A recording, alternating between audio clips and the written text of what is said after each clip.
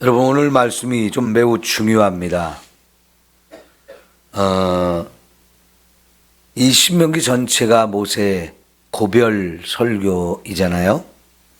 그 고별 설교를 하면서 창세기에서부터 신명기까지 오는 동안에 하나님이 주셨던 모든 율법들을 쭉 정리해서 지금 설교를 한 내용들인데, 오늘 말씀은 그 설교의 제2부가 끝나는 결론의 말씀입니다.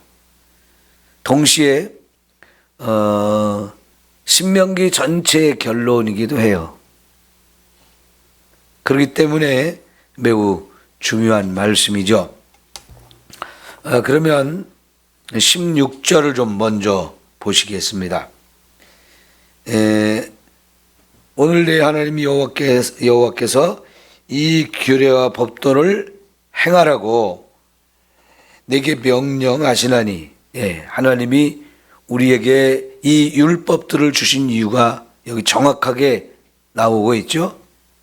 우리가 이 말씀대로 살라고, 이 말씀에 순종하라고 이 명령을 주셨다는 겁니다. 자, 그런즉 너는 마음을 다하고 뜻을 다하여 지켜 행하라 그랬습니다. 하나님이 이 말씀 지키라고 명령하셨어요. 그러면 우리는 어떤 마음으로 이 말씀을 붙들어야 되느냐? 마음을 다하고 뜻을 다하여서 이 말씀을 행하려고 노력을 해야 된다는 겁니다. 우리 마음 자세, 하나님 말씀을 대하는 우리의 마음 자세는 우리 마음을 다하고 뜻을 다해야 합니다. 이 마음을 다하고 뜻을 다하고, 이 비슷한 얘기가 신명기 6장 4절부터 9절까지 말씀 중에 있었죠. 마음을 다하고 뜻을 다하고 그 다음에 힘을 다하여 주 너희 하나님을 사랑하라 하는 말씀이었어요. 사실 하나님을 사랑한다는 것은 말씀을 사랑하는 것과 똑같은 거예요. 요한복음 1장 1절에 태초에 말씀이 계시니라. 이 말씀이 하나님과 함께 계셨으니 이 말씀이 곧 누구라? 하나님이라 그랬어요.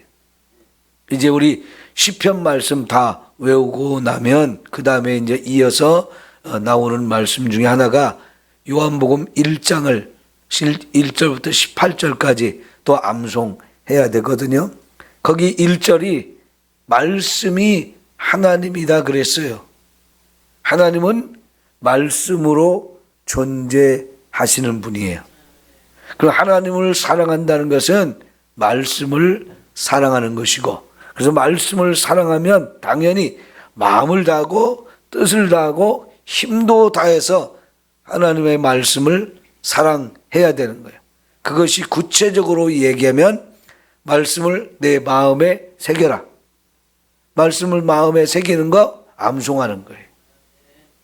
그리고 그것을 우리 자녀들에게 부지런히 가르쳐요. 왜요? 아버지나 아들이나 함께 말씀대로 살기 위해서요. 말씀을 모르면 말씀대로 살 수가 없잖아요. 그 말씀도 부지런히 읽어야 되고, 또 말씀을 부지런히 이 마음에 새겨놔야 그걸 끊임없이 생각이 나게 돼요. 오죽하면 하나님이 말씀을 이마에 붙여서 기호로 삼고 손목에 표로 삼으라고 그러잖아요. 말씀을 떠나지 않게, 말씀을 늘 생각하고 기억하고, 그래서 말씀대로 살 수 있도록 하나님이 그처럼 요구하셔요. 자, 첫 번째 말씀이, 하나님이 이 말씀을 왜 주셨느냐? 우리 보고 그대로 지켜 행하라고 이 말씀을 주셨다는 것. 말씀을 주신 이유와 목적을 정확하게 말씀해 주셔요. 그래서 우리가 그런 하나님의 말씀을 받았기 때문에 우리는 내 마음도 다 하고 뜻도 다 해서 이 말씀을 지켜 행하라 하는 겁니다. 그런데 17절을 보면 하나님이 이 말씀을 언제 주셨는지, 왜 주셨는지를 더 정확하게 말씀하거든요. 자, 17절 보면 내가 오늘 여호와를 내 하나님으로 인정했다는 거예요. 네? 우리가 하나님을 나의 하나님으로, 우리 하나님으로 인정했다는 거예요. 그리고 그 의도를 행하고 그의 규례와 명령과 법도를 지키며 그의 소리를 듣겠다고 확언했다는 겁니다. 이거 언제 한 건가요? 이스라엘 백성들이 시내산에서 하나님이 강림하시는 것을 눈으로도 보고 귀로도 듣고 온몸으로 느꼈잖아요. 그 얘기가 뭡니까? 하나님이 분명히 살아계신 분이구나. 그 하나님이 우리를 찾아오셔서 하나님이 어떤 분인지를 눈으로 보고 귀로 듣고 온몸으로 다 확인할 수 있도록 해주셨어요. 하나님과의 만남이 너무나 분명했어요. 그러니까 저 하나님이 우리 하나님이야. 저 하나님이 우리 하나님이고 이제 저 하나님이 말씀하시는 거 내가 다 들어야지. 다 듣겠습니다. 이렇게 이스라엘 백성들 전체가 자신의 입으로 고백했어요. 그러죠? 여러분, 출애굽기 19장에 하나님이 시내산에 찾아와 주시고 강림하셔서 이스라엘 백성들 만났던 그 상황 한번 잘 생각해 보세요. 이스라엘 백성들은 깜짝 놀랐어요. 하나님이 저런 분이구나. 눈에 보이지는 않는데 분명히 살아계신 분. 그런데 그 하나님이 우리를 애굽에서 건져주셨어요. 애굽 사람들에게 10가지 재앙을 내리면서 애굽의 왕과 그 백성들이 두 손 두 발 다 들고 항복하면서 빨리 가십시오. 빨리 가십시오. 원하는 거 있으면 다 가져가십시오. 다 드리겠습니다. 그래서 나왔는데 홍해바다 앞에서 애굽의 왕과 군대가 또 막 쳐들어왔잖아요. 또 잡아가려고, 종으로 삼으려고. 내보낸 거 후회하면서 빨리 잡아가야지 하면서 왔잖아요. 그런데 여러분, 거기서 어떻게 했습니까? 이스라엘 백성들 이제 우리 다 죽었다. 우리 다 죽었다 했는데 하나님 뭐라고 그랬어요? 하나님이 너희는 가만히 있어라. 오늘 내가 너희를 구원하는 걸 내가 확실하게 보여줄게. 그죠? 그래서 하나님이 홍해바다 길을 탁 내시고 그래서 이스라엘 백성들을 안전하게 탁 건너는데 뒤에서 쫓아오는 애굽의 왕과 그 군대들 홍해바다에 다 집어넣고 싹 덮어서 그냥 하나도 남김없이 다 죽였죠. 근데 이스라엘 백성은 다 안전하게 싹 건넜어요. 그리고 보니까 바닷가에 애굽의 왕과 군대들의 시체가 막 즐비해요. 그걸 보니까 여러분, 이스라엘 백성들이 무슨 생각을 했겠어요? 우리도 다 죽을 수밖에 없었던 사람들인데 하나님이 우리를 구원해 주셨구나. 우리를 죽이려고 했던 사람들은 하나님이 다 저렇게 수장시켜가지고 한 놈도 살지 못하고 다 죽었구나. 이걸 하신 하나님, 그 하나님은 우리를 구원하신 하나님, 전능하신 하나님. 그 하나님이 이제는 정말 우리를 찾아와 주시고 만나 주시어서 하나님이 어떤 분인지, 하나님이 얼마나 우리를 사랑하는지를 딱 다 보았단 말이죠. 그러니까 하나님이 우리 하나님입니다. 하나님이 우리 하나님이에요. 이제부터는 하나님이 하신 말씀 다 순종할게요. 무엇이든지 다 순종할게요. 이러면서 이스라엘 백성들의 자신의 입으로 그렇게 고백을 했단 말이죠. 하나님이 이거를 기억하게 하신 거예요. 너희들 그랬지? 분명히 너희들 그렇게 알고 그렇게 고백했지? 이거 기억해 말씀하시는 거예요. 그러나 하나님 그것만 하신 건 아니에요. 18절 보세요. 여호와께서도 내게 말씀하실 말씀하신 대로 오늘 너를 나의 뭘로 삼았다? 보배로운 백성으로 보배로운 백성이 되게 하셨다. 예. 그런 이스라엘 백성들 보시면서 하나님 확인해 주셨어요. 내가 너희를 보배로운 나의 백성으로 삼겠다. 네? 여러분 이사야 43장 1절에서도 뭐라고 그랬어요? 내가 너를 지명하여 불렀나니 너는 내 것이다. 네? 내가 너를 보배롭고 존귀하게 여기겠다. 이렇게 말씀하시잖아요. 여러분 저와 여러분이 하나님 앞에 보배예요. 보배. 뭐 우리 자식들 금쪽 같은 내 새끼라고 하잖아요. 우리 집에 금덩어리 있어. 금송아지 있어. 뭐가 금송아지겠어요? 재산이 금송아지겠어요? 자식들이 그 재산보다 더 귀한 금송아지죠. 네? 여러분 하나님 우리를 그렇게 인정해 주셔요. 그런데 생각해 보면 우리가 뭐 그렇게 잘난 게 있나요? 우리 참 생각해 보면 별거 아니잖아요. 그런데도 하나님은 저와 여러분을 보실 때 사랑하는 마음으로 보시니까 다 보배인 거죠. 사랑이 있으니까 보배인 거예요. 지금 여러분 연세 드셔서 힘도 없고 젊을 때 그 지혜도 다 없어지고 이제는 다 늙고 병 들어가지고 진짜 별 볼 일 없잖아요. 네? 누가 사랑하겠어요? 그런데도 여러분 내 자식들은 여러분 사랑하죠? 왜 그래요? 내가 그 자식들 낳아서 막 사랑으로 길러주셨기 때문에 그 자식들이 은혜를 알고 우리 부모님, 우리 엄마, 우리 아빠 그러면서 막 사랑해 주잖아요. 남들은 안 그래도 자식들은 그래요. 그죠? 근데 생각해 보면 이제는 자식들에게 짐밖에 안 되잖아요. 짐밖에 안 돼요.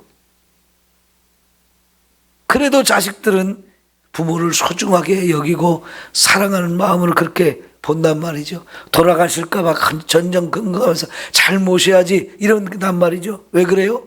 사랑이 있기 때문에 그래요. 하나님께서 이 이스라엘 백성을 보배로운 너는 내게 보배로운 자식들이다 이렇게 보시는 것도 사랑하기 때문인 거지요. 여러분 우리가 출애굽기에서부터 요 신명기까지 오는 과정 속에 이스라엘 백성이 40년 이 광야 생활하면서 지긋지긋하게 말 안 들었죠. 네? 하여간 지긋지긋하게 말 안 들었어요. 오죽하면 출애굽한 1세대 광야에서 다 죽게 하셨을까요? 징글징글하게 말을 안 들었거든요. 그래도 하나님은 내 보배로운 자식들이다. 네? 정말 너희는 나의 보배로운 백성이다. 이렇게 말씀해 주시는 거예요. 그리고 또 하나 뭡니까? 그의 모든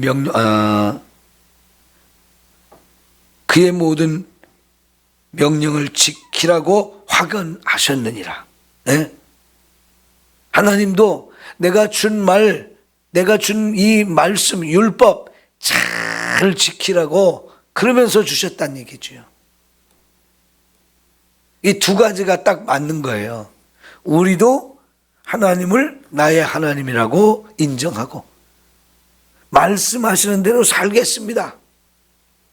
이게 하나님이 억지로 시켜가지고 억지로 하는 게 아니죠. 이스라엘 백성들 다 자유의지를 가진 사람이에요. 자기 생각과 뜻이 있는 사람들이에요. 근데 그 사람들이 다 스스로 결정했어요. 이런 하나님이라면 당연히 우리 하나님이지. 내 하나님이지. 나 그 하나님 말씀대로 살 거야. 다 스스로 결정했어요. 이 자유의지를 가진 인간이 우리 스스로가 다 결정한 거지 하나님이 억지로 해라 해야 돼 이렇게 시켜갖고 된 게 아니거든요. 그리고 하나님도 정말 내가 너희 사랑해. 너희들은 내게 보배로운 존재야. 내 백성이야. 이 관계가 맺어졌어요. 이게 하나님과 우리의 관계, 이 관계를 놓고 보면 여러분, 우리는 하나님 주신 말씀대로 살아야 돼요. 그것도 보통 해서는 안 되고 마음도 다하고 뜻을 다해서 하나님 말씀대로 살아야 하는 거지요. 요한복음 1장 12절에 뭐라고 말씀하셨어요? 영접하는 자, 곧 그 이름을 믿는 자들에게는 하나님의 자녀가 되는 권세를 주셨다 그랬습니다. 네? 우리가 예수님을 믿을 때 우리를 아들, 딸로, 하나님의 아들, 딸로 다 만들어 주셨죠. 그래서 하나님과 우리의 관계가 우리는 하나님의 자녀들이고 하나님 우리의 아버지가 되어 주셨어요. 그러면 그 아버지가 자녀 우리에게 주시는 말씀 그대로 순종하면 최고의 축복이죠. 이 관계 때문에 우리는 하나님 말씀대로 살아야 되는 거예요. 근데 여러분, 사실 우리가요, 아담과 하와로부터 유전되진 이 죄가 참 뿌리 깊게 우리에게 유전이 됐어요. 이게 우리 속에 꽉 차 있어요. 그래서 우리의 습성이 본질상 진노의 자녀예요. 본질상 진노의 자녀. 에베소서 2장 2절에 우리는 본질상 진노의 자녀라는 거예요. 진노를 받아 마땅한 인생. 왜 그래요? 하나님 말씀을 거역하고 죄의 길로 가는 게 우리의 습성이 되어버렸단 말이에요.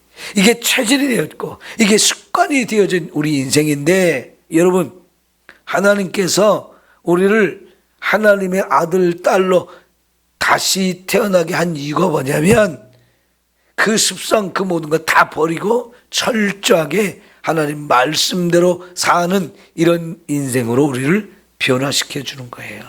그래서 여러분, 요한복음 3장 3절에 물과 성령으로 거듭나야 하나님 나라 들어갈 수 있다라고 말씀을 하시는데, 여기서 물과 성령으로 거듭난다, 다시 태어난다.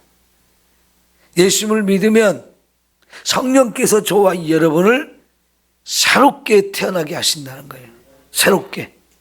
이 새롭게 태어나는 이 이유가 뭐냐면, 죄로 오염되어 가지고 죄가 습성이 돼서 죄를 지을 수밖에 없었던 인생들이 이제 하나님 우리를 하나님의 자녀로 다시 태어나게 하면서 그 죄의 속성들을 버리고 하나님의 말씀대로 살 수 있는 새로운 피조물로 저와 여러분을 만들어 주셨다는 거예요.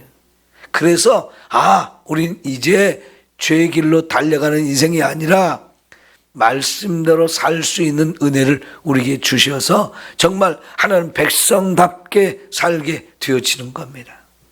그래서 우리를 거듭나게 했다는 거예요. 다시 태어나게 했다는 거예요.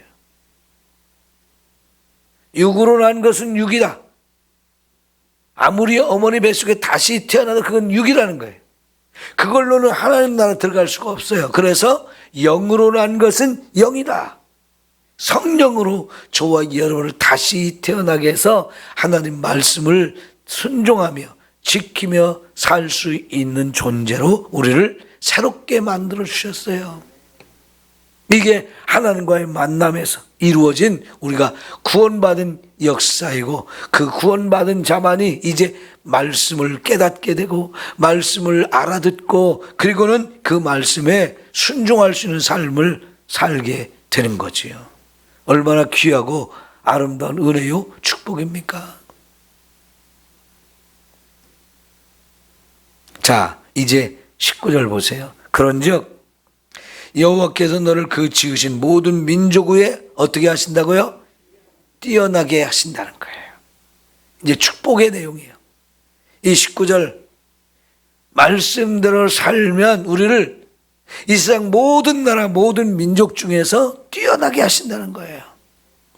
여러분, 이 나라의 역사를 우리가 알잖아요. 5,000년을 살아왔지만 5,000년 동안 가난하게 살았어요.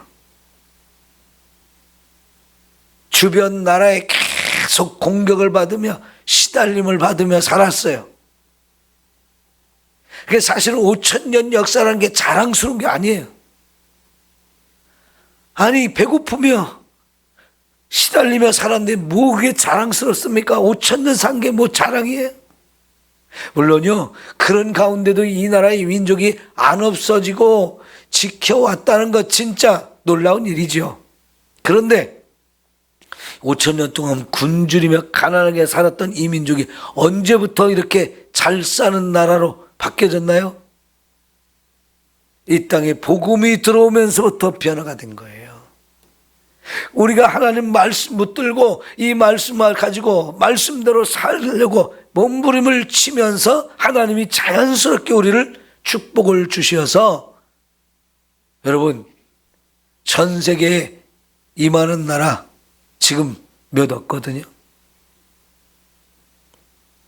트럼프가 미국의 대통령이 돼가지고 전 세계 사람들 지금 트럼프 앞에 지금 다 벌벌 떨고 있어요.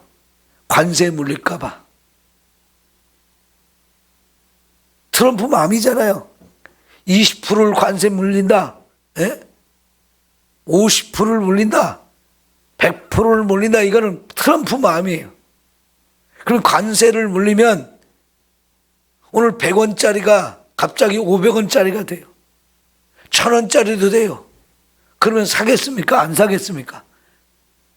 여러분, 시장에 가서 콩나물 한 봉지를 사도 100원을 올랐네, 100원이 내렸네, 이거 따지면서 살까 말까 계속 망설이고 고민하고 그러다가 에이, 나중에 먹지 이러면서 포기하는 일이 다반사인데, 여러분, 100원짜리가 갑자기 500원으로 오르면 누가 사겠어요?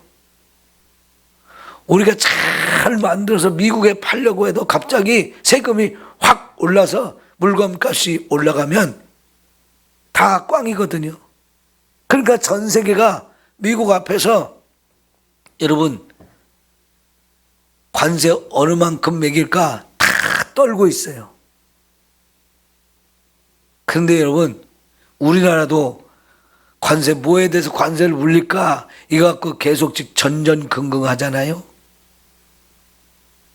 그런데 우리나라에는 트럼프 대통령하고 협상할 카드가 있어요. 우크라이나 대통령하고 미국 트럼프 대통령하고 기자들이 보는 앞에서 회담을 하는데 트럼프가 당신 나라는 카드가 없다고, 큰 소리 치지 말라고, 우리가 하라는 대로 하라고. 그런데 젤렌스키 대통령이 못하겠다고 해가지고 회담이 깨지고 갔잖아요. 근데 가서 보니까 미국이 무기도 지원 안 해준다, 정보도 제공 안 한다. 그러니까 난리가 났잖아요. 전쟁을 더 이상 할 수가 없잖아요. 그리고는 내가 잘못했다고, 미국이 그동안 도와줘서 감사하다고, 제발 우리 좀 도와달라고, 다시 얘기를 해보자고. 그래가지고 사우디아라비아에서 이제 만나가지고 얘기를 하면서 이제 우리가 하는 대로 다 하겠다고 그렇게 됐어요. 근데 우리는요, 미국하고 협상할 카드가 있어요. 미국이 관세를 물린다고 해도 협상할 카드가 있어요. 여러분, 미국이 속 이르는 사람들이, 예전에 우리가 광우병 파동이 나가지고요, 미국에 소를 수입하는데 30개월 미만만 수입을 하겠다고 해서 약속을 해가지고 그렇게 됐거든요. 근데 요번에 미국 농민들이 한국에 30개월 이상 된 소도 팔아야 된다고 대통령이 막 욕을 해가지고 지금 그걸로 이제 협상을 해야 되거든요. 그런데 여러분, 우리는 협상할 카드가 있어요. 만약 미국에 30개월 이상 소를 우리가 또 사와야 된다면요, 우리 소 기르는 사람들 다 망해야 돼요. 그죠? 근데 미국한테 큰 소리를 칠 수 있어요. 무슨 소리냐? 전 세계에서 미국의 소를 제일 많이 수입하는 나라가 우리나라예요. 우리나라보다 큰 나라도 많고요. 인구도 많은 나라가 훨씬 많은데 겨우 5천만 명밖에 안 되는 우리나라가 전 세계에서 미국의 소를 제일 많이 사요. 그러니까 큰 소리 칠 수 있어요. 30개월 미만만 사와도 우리가 제일 많이 사오는데 이러면 됐지 않냐고, 뭘 더 사가라고 하냐고, 얼마든지 큰 소리 칠 수 있잖아요. 여러분, 우리나라가 미국에 큰 소리 칠 수 있는 나라가 된 거예요. 왜 이렇게 됐느냐? 하나님 믿으니까 이렇게 된 거예요. 여러분, 그렇게 인정하십니까? 그렇다면 여러분, 우리는 더더욱 말씀대로 살아야 돼요. 말씀대로 살면 진짜 하나님이 축복하시잖아요. 세계 모든 민족 위에 뛰어난 민족이 되게 하시겠다. 여러분, 지금 세상에서 막 무시당하고 조롱당하고 막 이런 나라 얼마나 많아요. 캐나다라는 나라가 미국의 바로 위에 있고요. 땅덩어리가 미국보다 더 커요. 그런데 트럼프 대통령이 캐나다한테 자꾸 뭐라고 하냐면, 너희들은 그냥 우리나라하고 합하자. 우리나라 51개 주가 있는데 너희들 52번째 주가 되게 해줄게. 자꾸 그래요. 왜 그럴까요?